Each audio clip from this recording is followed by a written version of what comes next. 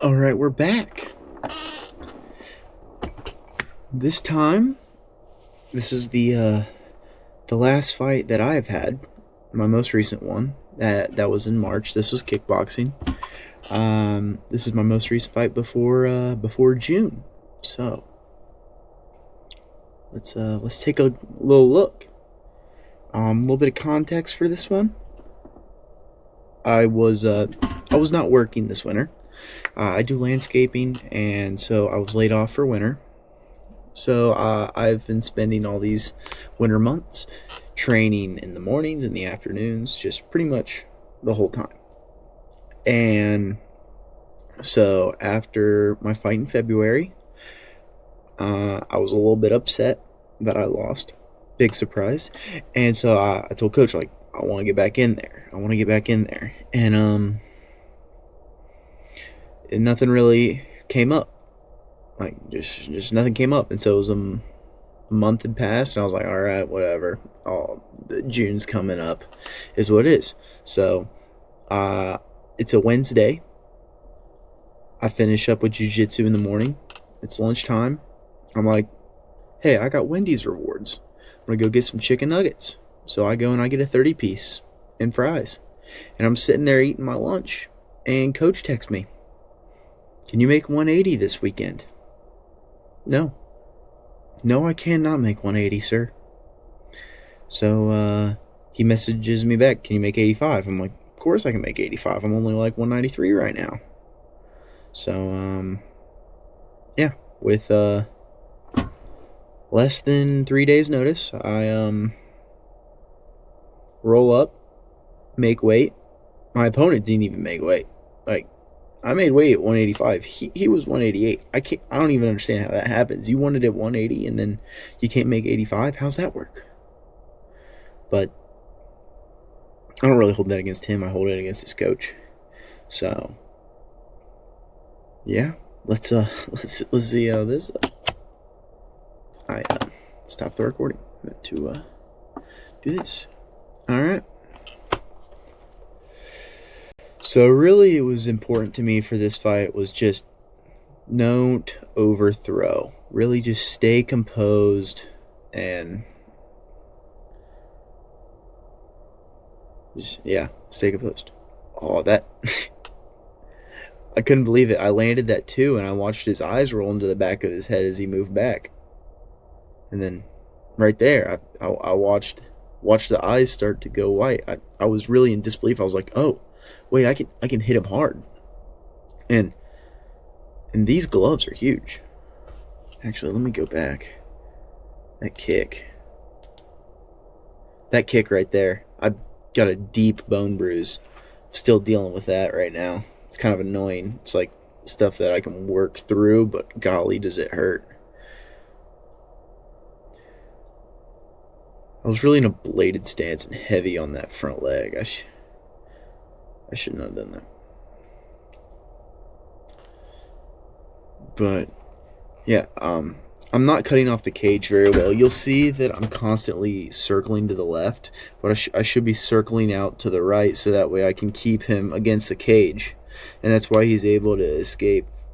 Right there, he hit me on the shoulder. But yeah, I just kept circling to the left, and I was letting him escape out the back door. And I probably would have ended this fight had I cut off the cage better, because he would have had nowhere to go, and I could have hit him.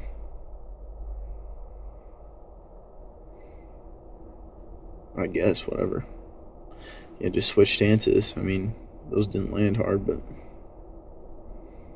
he was throwing a lot of front kicks. It was getting really annoying.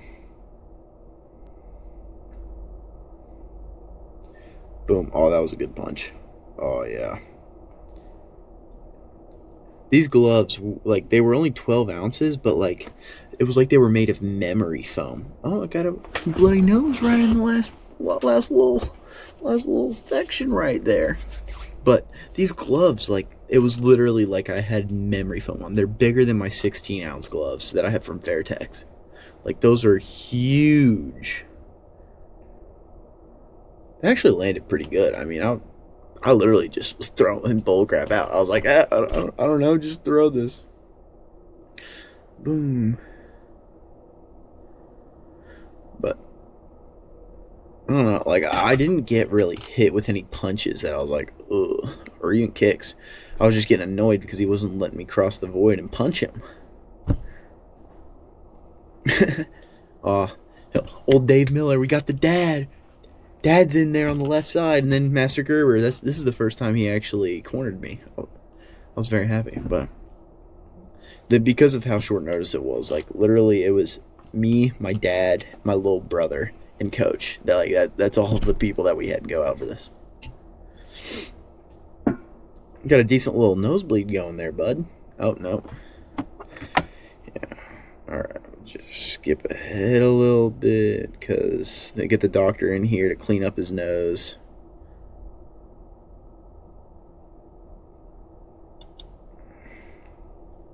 All right, there we go. Get his nose cleaned up so we can get back at it. Second round, with how much my foot was killing me after kicking that elbow, I was just like, okay, this round we're just gonna take it chill, and we know we can outland, we can land harder shots, so let's just land that too. That was a good swarm by him. Yep. Okay. Okay, bud. Nope.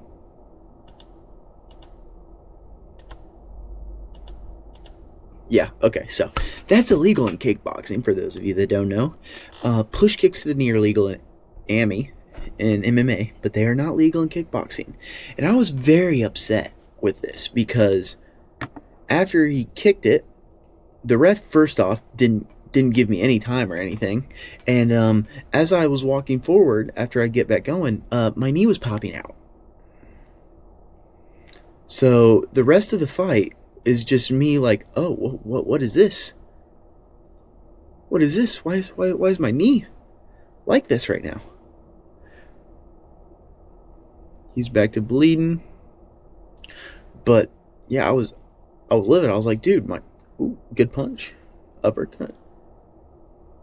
Could have thrown a head kick there, but again, my knee was pretty messed up at this point, and so literally all I was thinking at this point was just, we're not losing to this dude. We're better. Let's just survive. And so you survive by walking forward and landing better punches, apparently. But yeah, started getting, man, his nose started bleeding good. It's a good thing it's a red. Boom. Another 2. Oh, yeah.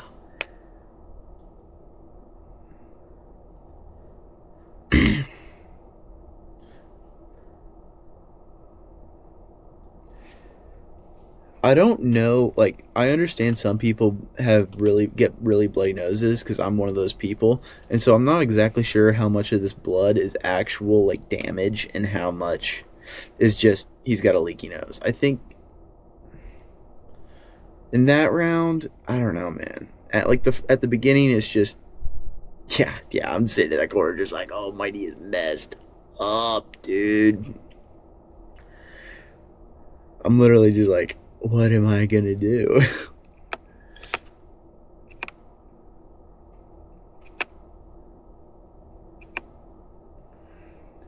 But I landed some good punches.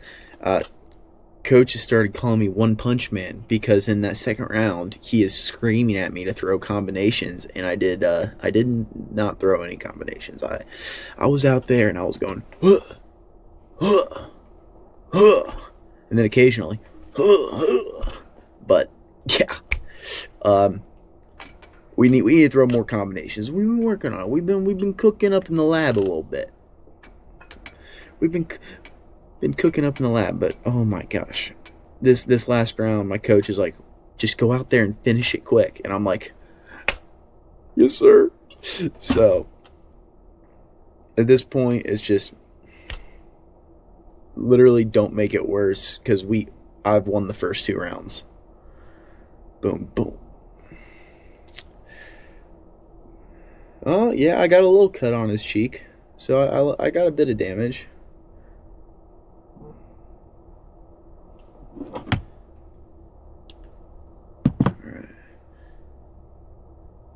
Landed a decent knee there. It didn't really sink in, but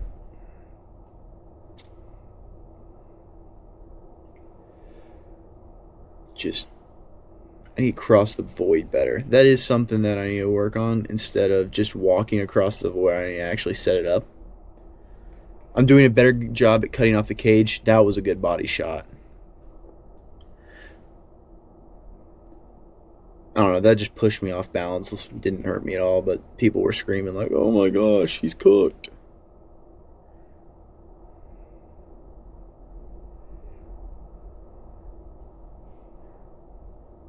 Come on. He's backing up.